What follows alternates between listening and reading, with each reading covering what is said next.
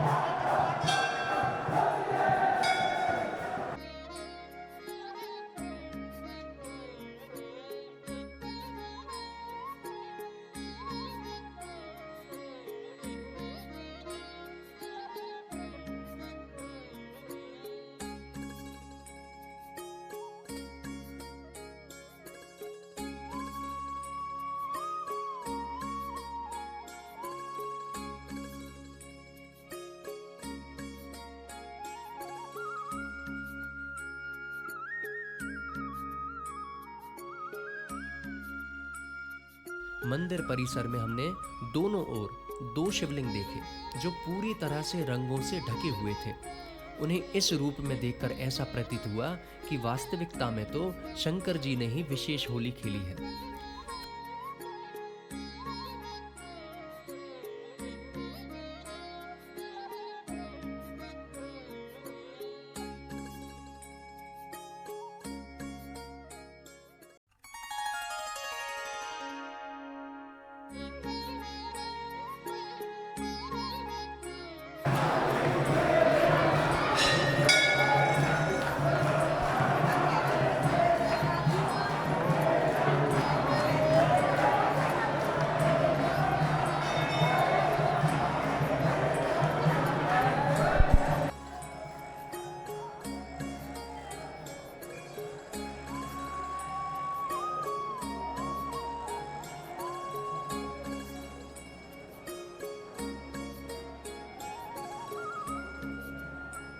फिर हमने गोवर्धन भगवान के दिव्य दर्शन किए, जो आभूषणों और सुंदर वस्त्रों से सुसज्जित थे और अत्यंत मनमोहक प्रतीत हो रहे थे। दर्शन करने के बाद अब हमारी परिक्रमा शुरू करने की बारी थी। भक्तों की अटूट श्रद्धा को देखकर हमारी ऊर्जा कई गुना बढ़ गई। परिक्रमा के लिए 2 मार्ग है, आंतरिक मार्ग जो पूर्ण रूप से ब्रज रज से भरा हुआ है और बाहरी मार्ग जो सड़क के साथ साथ रज से भी परिपूर्ण था। लेकिन मैं आपको आंतरिक मार्ग अपनाने की सलाह दूंगा क्योंकि यह अधिक शांत और आध्यात्मिक रूप से अधिक लाभकारी है। ऐसा क्यों? इसका उत्तर आपको वीडियो में देखने को मिलेगा। गोविंद कुंड, यही वह स्थान है जहां श्रीनाथ जी की दिव्य प्रतिमा प्रकट हुई थी। वर्तमान में श्रीनाथ जी की यह प्रतिमा गुजरात के नाथ द्वारा में विराजमान है। गोविंद कुंड बड़े बड़े पापों को हर लेने वाला परम पावन तीर्थ है। गोविंद कुंड गिरिराज जी के अधर है।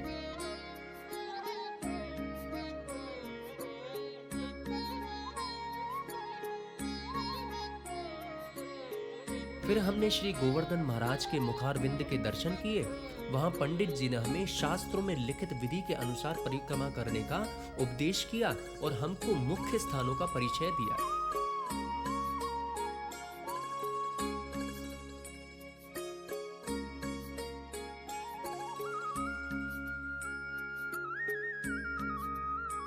गोवर्धन की आंतरिक परिक्रमा एक अद्भुत अनुभव है।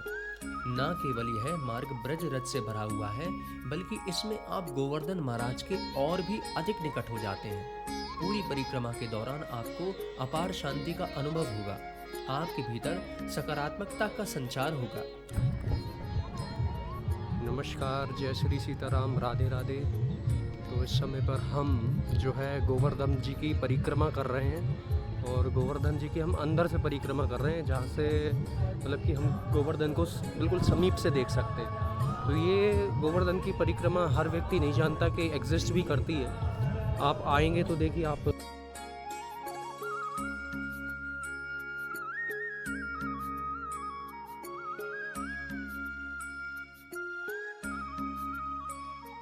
तो यहाँ पे आप आएंगे देखेंगे तो बंदर ही बंदर देखेंगे, आपको नेचर देखेगा।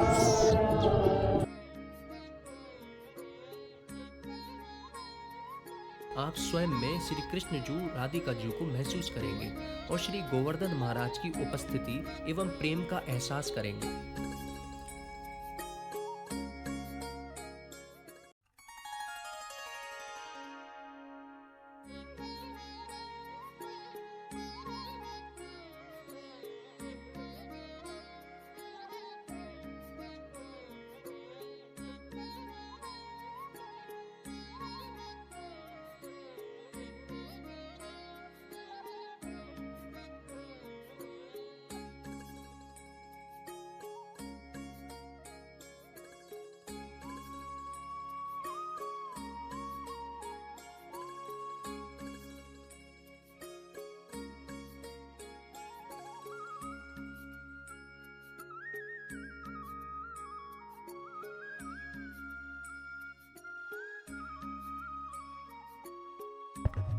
तो यहाँ पर एक अलग ही आनंद का अनुभव हो रहा है। ये रास्ता जो है, ये जो परिक्रमा का रास्ता, ये बिल्कुल ही अलग है और इसमें शांति बहुत है।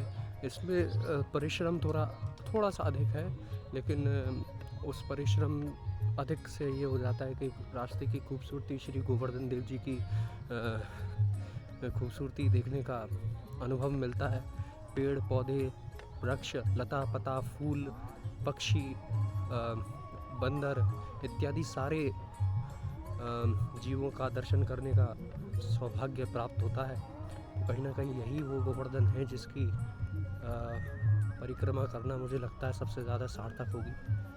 तो राधे राधे बोलते हुए परिक्रमा का आप लाभ उठाते जाइए। जय श्री राधे। इसके बाद हम श्री गोवर्धन महाराज के एक अन्य मुखारविंद के दर्शन करने पहुंचे। मेरे चेहरे पर प्रसन्नता स्पष्ट झलक रही थी। राधा कुंड और श्याम कुंड के दर्शन अवश्य करें। हम इन्हें कैमरे में रिकॉर्ड नहीं कर सके क्योंकि हम पूरी परिक्रमा पूर्ण करना चाहते थे और समय की कमी के कारण आगे बढ़ना आवश्यक था। फिर हम कुसुम सरोवर पहुंचे।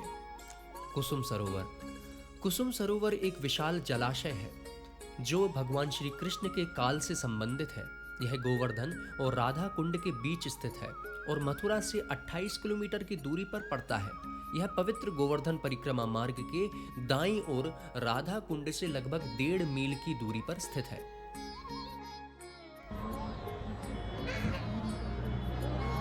मथुरा के गोवर्धन नगर का सबसे पवित्र और विशाल सरोवर मानसी गंगा। यह गोवर्धन के हृदय में स्थित है।